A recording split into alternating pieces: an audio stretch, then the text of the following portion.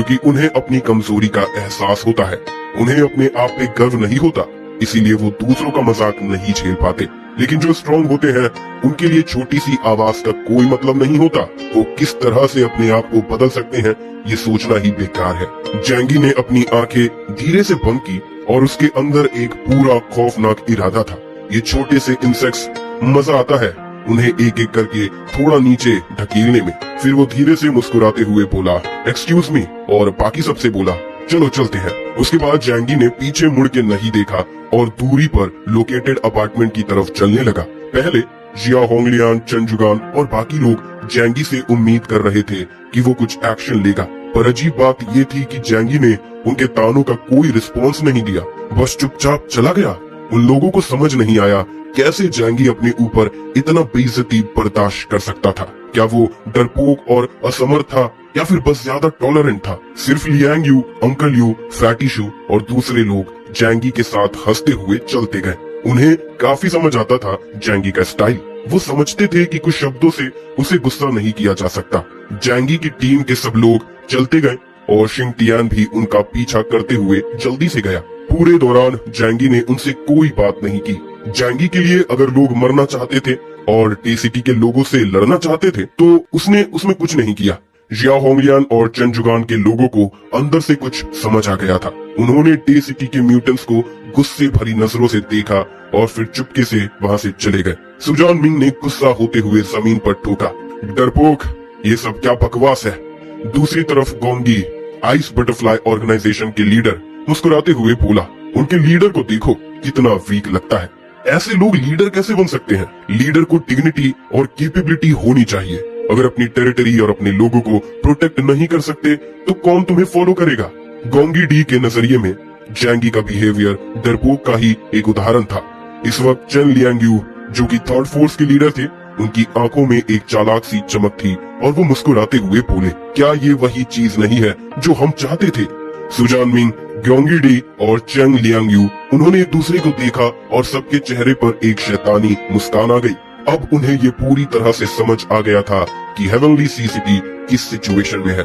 Morning due base, जो कि heavenly सी city के 5 बड़े फोर्सेस में से एक है, उसका लीडर एक गामा लेवल म्यूटेंट है जो डे सिटी के सुजान मिंग के हाथ मार खाकर लटका दिया गया था। इस लेवल का लीडर बस कैप्टन लेवल तक होता है और वो लोग यहाँ इसीलिए आए थे ताकि वो ट्रबल फाइंड कर सके। असल में दूसरे ऑर्गेनाइजेशंस की स्ट्रेंथ को टेस्ट करना चाहते थे हेवनली सी सिटी में, पर उनका रिजल्ट ये निकला कि उन्होंने खुद ही अपने आप को बेइज्जत कर दिया। लेकिन उनके सामने कोई जवाब तक नहीं दिया और शर्मिंदगी के साथ भाग गए। ये एक बहुत अच्छा मौका था, सुजान मिंग ने गहरी आवाज में कहा। गोंगी डी ने मुस्कुराते हुए दोनों को देखा। ये रेयर है कि हम तीनों एक साथ हैं। क्यों ना एक अच्छा जगह ढूंढकर अच्छा पीने चले और थोड़ी बातें करें। सुजान मिंग और चेन लियांग यू ने बिना किसी झिझक के गोंगो डी की बातें मान ली।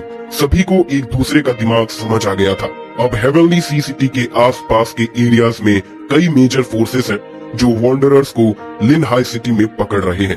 अभी कोई भी हेवनली सी सिटी के बारे में नहीं सोच रहा क्योंकि उन्होंने उस टास्क में रजिस्टर नहीं किया था। उनका असली मकसद सिर्फ हेवनली सी सिटी की फैट मीट खाना था।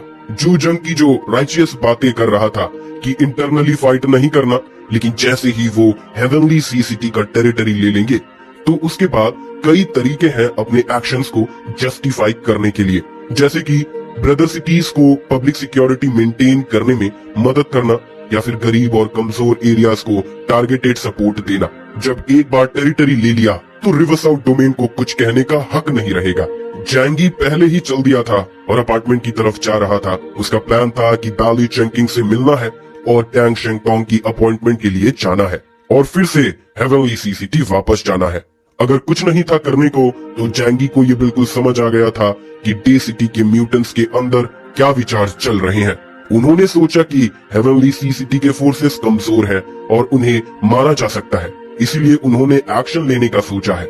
लेकिन उन्हें पता नहीं था कि जैंगी उनको बड़ा सरप्राइज देगा। जिया होंगलियान और चेन जुगान पीछे चल रहे थे। चेन जुगान बार बार जैंगी को देख रहा था लेकिन उसके मुंह से एक भी शब्द नहीं निकल रहा था, पर अंदर से वो थोड़ा नाराज था जैंगी के बिहेवियर से। दूसरे लोगों के सामने बेइज्जत होना अच्छा नहीं लग रहा था। जिया होंगलियान और जैंगी की काफी अच्छी दोस्ती थी क्योंकि उसने पहले जैंगी की मदद की थी और वो औरत भी थी, इसीलिए उसको जैंगी से कुछ पूछने में डर नहीं था। वो थोड़ा मुस्कुराते हुए आगे आई और कहा, जैंगी, हम आपके बिहेवियर के बारे में नहीं कह रहे, लेकिन क्या तुम्हें उनसे ऐसे एटीट्यूड नहीं दिखाना था अभी? जैंगी ने थोड़ा ठंडा जवाब दिया, क्या एटीट्यूड? जिया होंगलियान ने कहा, बस वो ऐसा लग रहा था जैसे तुम्हें कमजोर दिखाने का फायदा हो। जैंगी ने थोड़ा ताना देते हुए कहा, और तुम्हारे हिसाब से मैं क्या करता? उनसे लड़ता और फिर ब्लिजर्ड सिटी के मैनेजमेंट रूल्स को वायलेट करके पनिशमेंट लेता, या उनसे सीधा लड़ता जैसे शुरू की तरह उनसे झगड़ा करता? तुम समझते हो कि उनसे लड़ने से कुछ फायदा होगा? जैंगी ने सिर्फ अपने हाथ पॉकेट्स में डाले और पीछे देखा। चेन जुगान को थोड़ा कंटेम्प्ट से देखा, फिर बोला, तो तुम्हारे हिसाब से क्या सही होता? जिया होंगलियान ने और कुछ कहना चाहा, लेकिन जैंगी ने थोड़ा इम्पेशेंट होकर जवाब दिया, मुझे तुम्हें अपना काम समझाने की जरूरत नहीं है। ये सेंटेंस जिया होंगलियान को शॉक कर गया। वो कुछ ज्यादा नहीं सोच पाई, इसीलिए बस अपना सर झुका लिया और कहा, गुस्सा मत हो, मैं तो बस कैजुअली पूछ रही थी। फिर वो साइड हो गई। जब अपार्टमेंट पहुंची, चेन जुगान अपने चोटों का इलाज कराने गया और बाकी सब अपने कमरों में चले गए। हर किसी के मन में कुछ न कुछ चिंता थी, खासकर 3 बड़े बेस ऑर्गेनाइजेशंस जो हेवनली सी सिटी के फ्यूचर को लेकर परेशान थे। अभी भी जब वो डे सिटी में 3 बड़े म्यूटेंट ऑर्गेनाइजेशन के ऑपरेशन का सामना कर रहे थे, वो चुपचाप सब कुछ बर्दाश्त कर रहे थे। सीधी बात तो ये है कि अगर वो 3 भी मिलकर काम करे, उनकी ताकत उनके बराबर नहीं है। जिया होंगलियान सोच रही थी कि वो जैंगी से फिर से बात करे, लेकिन शिंग टियान ने उसे रोका और बोला, चीजें अब बदल गई हैं, हमें जैंगी पर ज्यादा भरोसा नहीं करना चाहिए। इस वक्त का फायदा उठाते हुए हमें अपने फ्यूचर के बारे में सोचना चाहिए। दूसरी तरफ जैंगी के रूम में सब लोग इकट्ठा हो गए। दरवाजे और खिड़कियां बंद करने के बाद लियांग यू ने पहले सवाल किया, जैंगी, हम कब एक्शन लेंगे? जैंगी ऐसा बंदा नहीं था जो दूसरों के बुलिंग को चुपचाप सह लेता। उस वक्त उन्होंने इसीलिए गुस्सा नहीं किया था क्योंकि वक्त सही नहीं था। जैंगी सोफा पे बैठा था। ये सुन के उसके चेहरे पर थोड़ा मुस्कान आ गया। हम एक्टिव पार्टी नहीं है, हमें उनका पहले स्टेप लेने का इंतजार करना पड़ेगा। उसने कहा, उन्हें ही पहले मूव लेने दो। लियांग यू ने अपना चेहरा छुपाकर गुस्सा दिखाया और बाकी सब भी जैंगी के फैसले को लेकर क्यूरियस हो गए। अगर हम ऐसे रुकेंगे तो क्या हम पैसिव पोजीशन में नहीं आ जाएंगे? जैंगी सबको मुस्कुराते हुए देखता है और कहता है, अगर तुम्हें लगता है तो बताओ हमें क्या करना चाहिए। तभी हमेशा डरा रहने वाला फैटी शू बोल्ड होकर खड़ा होता है और अपने दांत क्लेंच करके कहता है, वो लोग कितने घटिया है, मैं नहीं सह सकता जब उन्होंने हमारी इतनी बेइज्जती की सबके सामने। अगर तुम मुझसे पूछते हो तो हम उनके रास्ते में पहले ही जाकर उन्हें मार डाले। फैटी शू ने जैंगी की तरफ देखा और मुस्कुराते हुए बोला, तुम्हारे स्ट्रेंथ के साथ तो उन्हें मारना बहुत आसान होगा। फिर जैंगी ने जवाब दिया, अच्छा तुम्हें उनकी ताकत का पता है? फैटी शू चुप हो गया। कैसे पता होगा उन्हें डे सिटी के म्यूटेंट ऑर्गेनाइजेशन की ताकत? जैंगी ने फिर से पूछा, और तुम्हें मेरी ताकत का पता है? फैटी शू कुछ कहने वाला था पर जैंगी की प्लेफुल आंखों को देखकर चुप हो गया। बाकी सब लोग भी जैंगी की तरफ देखें। सब ये सुनना चाहते थे कि अगला कदम वो क्या उठाएंगे। जैंगी उनसे बहुत सीरियस होकर कहता है, जब तुम सब मेरे अपने हो तो मैं तुम्हें सच बताऊंगा। सबसे पहले मेरी ताकत युआन कोंगे से भी कम है। अगर वो उस लेवल पे थी तो उसका एनर्जी पूरी तरह से एब्जॉर्ब नहीं हुआ था और उसकी ओरिजिन भी इनकम्प्लीट थी शुरुआत में। ये उसके एनर्जी एट्रीब्यूट से भी रिलेटेड हो सकता है। तो ये मत सोचो कि मुझे अब एपिसलोन की ताकत मिल गई है। असल में मैं सिर्फ डेल्टा में काफी स्ट्रॉन्ग हूँ और किसी को अंडर एस्टिमेट मत करो। तुमने सुजान मिंग की ताकत देखी है, वो पूरी तरह से चेन जुगान को हरा सकता है। बाकी दोनों फोर्सेस के लीडर्स का स्ट्रेंथ भी उससे ज्यादा नहीं होगा। अगर हम बिना दूसरे पार्टी की ताकत समझे कुछ करने चलते हैं तो ये बहुत बड़ा स्टूपिड मूव होगा। हम कुछ नहीं जानते और उन्हें मारने चल पड़ते हैं। ये क्या ब्लाइंड एरोगेंस नहीं है? जैंगी के शब्दों ने सबको थोड़ा सा कंफ्यूज कर दिया। किसी न किसी तरह से सबने सबकॉन्शियस वे में सोचा कि जैंगी की ताकत युआन कोंगे के लेवल के आसपास है। युआन कोंगे की डिस्ट्रक्टिव पावर का इम्प्रेशन उनपे इतना गहरा था कि वो सोच रहे थे कि जैंगी भी अपनी ताकत से म्यूटेंट्स को हरा सकता है जो एपिसलोन के नीचे हो। लेकिन अब जो सुना वो बिल्कुल अलग था। जोकीर काफी स्मार्ट थी और उसने प्रॉब्लम समझ ली और फिर कहा, अगर हम अपनी तरफ से सोच के देखें तो अगर 3 बड़े बेस के ट्रूप्स को काउंट करें तब भी हमारे और इनके बीच में ताकत का बहुत बड़ा फर्क है। हाँ, जैंगी की ताकत उनसे ज्यादा है, लेकिन हम ये सिर्फ कॉमन सेंस से सोच रहे हैं और हम उनकी एबिलिटीज के बारे में श्योर नहीं है। इसीलिए बिना सोचे समझे कुछ करना ये रैश एक्शन होगा। जैंगी ने उसे अप्रूव करते हुए सर हिलाया। तुम सब गुस्से में अंधे हो गए हो, मेरे शब्दों को याद रखो। एंड टाइम्स में सर्वाइव करने के लिए हमेशा रैशनल रहना पड़ता है। जैंगी की एक्सप्लेनेशन ने सबको समझाया, ये उसका स्टाइल था। वो कभी भी अपने एरोगेंस की वजह से खुद को डेंजर में नहीं डालना चाहता था। कैसे इनविंसिबिलिटी हो सकती है, युआन कोंगे ने यही सोचा था, लेकिन वो जैंगी के हाथों मारी गई, जो उससे काफी कमजोर था। जैंगी वही गलती नहीं करना चाहेगा। एक शेर अपने शिकार को मारते वक्त अपनी पूरी ताकत लगाता है। तुम्हें गुस्सा करके उन्हें ढूंढने से अच्छा है कि हम उन्हें अपने होम ग्राउंड पे थकने दे और फिर उनके साथ लड़ते हैं। फिर जैंगी ने मुस्कुराते हुए बोला, उसकी आंखों में चालाक दिमाग की चमक थी। असल में मुझे उन लोगों से निपटने का एक आइडिया मिल गया है। फैटी शू ने हंसकर कहा, बॉस मुझे पता था तुम उन्हें इतनी आसानी से नहीं जाने दोगे। फिर जैंगी ने शोल्डर श्रग्स किया, ऐसा तो नहीं कह सकते कि मैं उन्हें नहीं जाने दूंगा, ये कहना चाहिए कि वो खुद यहाँ मरने आएंगे। जैंगी ने धीरे धीरे अपना प्लान बताया। उनका जो एरोगेंट पर्पस था वो बस हेवनली सी सिटी की फाउंडेशन को टेस्ट करना था। अब जबकि चेन जुगान को हरा दिया गया है, हम उनके बेइज्जत होने के बाद टॉलरेंस दिखाएंगे ताकि उन्हें लगे कि हेवनली सी सिटी को इजीली लूटा जा सकता है। इसीलिए जल्द ही वो जरूर हेवनली सी सिटी को इन्वेड करेंगे। जैंगी की मुस्कान और मजबूत हो गई। उसका कहना था, उस टाइम हमारे टेरिटरी में 3 मेजर फोर्सेस अपने ज्यादा ट्रूप्स भेज सकते हैं और अपनी रिसोर्सेस का यूज कर सकते हैं। हम उन्हें थका देंगे और फिर जियोग्राफिकल एडवांटेजेस का फायदा उठा के उन्हें मारना आसान होगा।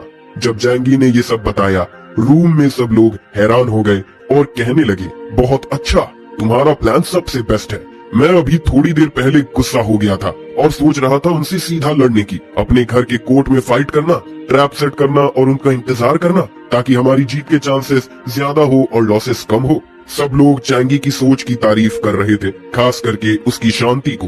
तुम जानते हो, सब लोग इतना शांत नहीं रह सकते जब उन्हें पर्सनली बेइज्जत किया जाए। लू क्यारन ने क्यूरियस होकर जैंगी की तरफ देखा और कहा, अगर ऐसा है तो फिर जिया होंगलियन और बाकी को ये प्लान क्लियरली क्यों नहीं बता देते। जैंगी ने थोड़ा मुस्कुराया, वहाँ बहुत लोग थे, कैसे उनको मेरा प्लान बता सकता था। मैं ये बात हेवनली सी सिटी वापस जाकर उन्हें समझा दूंगा और उनसे इस ऑपरेशन में मदद करवाऊंगा। उन्हें ये याद रहेगा ताकि वो समझ सके कि अब उनका किस लेवल का स्ट्रेंथ है और वो किस पर भरोसा कर सकते हैं। हेवनली सी सिटी पहले बहुत कंफर्टेबल था, लेकिन अब उन्हें समझना होगा कि अब उनके सामने क्या मुश्किलें हैं। जैंगी के लिए जबकि 3 मेजर बेसिस उसकी इज्जत करते थे, उनको कुछ इल्यूजन्स थे और वो अपना पूरा पावर जैंगी को देने को तैयार नहीं थे। लेकिन इस बार डे सिटी में म्यूटेंट ऑर्गेनाइजेशन का जो थ्रेट उनके सामने था, उससे वो समझ जाएंगे कि जैंगी उनके लिए कितना जरूरी है। ये उनके लिए एक वार्निंग थी ताकि वो और ओबीडियंट हो जाए। जैंगी ने जाना था कि उनसे मिलना जरूरी है डोंग शेंगटोंग और बैली चिंकिंग के साथ। जब जैंगी ने बैली चिंकिंग को बुलाया तो उसे बताया गया कि वो अभी कॉम्बैट सेंटर में बिजी है। जैंगी ने पूछा, क्या ये लिन हाई सिटी के रोनिन ऑर्गेनाइजेशन के लिए है? बैली चिंकिंग ने गहरी आवाज में जवाब दिया, ये बात आप जो समझ रहे हो उससे ज्यादा सीरियस है। मैं और ज्यादा नहीं कह सकता, नहीं तो मैं लाइन क्रॉस कर जाऊंगा। वैसे भी आप अपना फैसला खुद करें। जैंगी का दिल थोड़ा हिल गया। बैली चिंकिंग से उसका रिश्ता उतना गहरा नहीं था, लेकिन उसने एक फायदा भी छुपा रखा था, इतना ज्यादा वार्न करना, जैसे उसने इस मिशन के डेंजरस होने की पूरी बात समझी थी।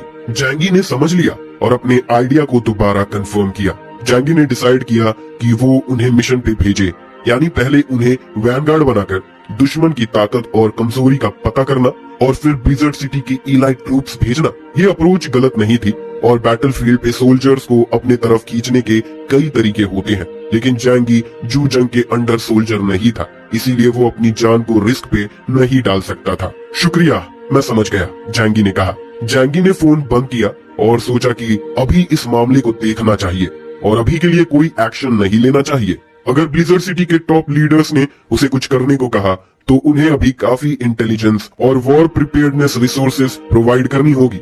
जैंगी कभी भी बिना तैयारी के लड़ाई नहीं करता, न ही ऐसी बैटल में हिस्सा लेता है जिसमें उसे अपनी जीत का पूरा भरोसा ना हो। बैली चिंकिंग से अभी कांटेक्ट नहीं हो पा रहा था और जैंगी को लग रहा था कि डोंग शेंगटोंग भी बिजी होगा। आखिरकार अभी के लिए सिर्फ उन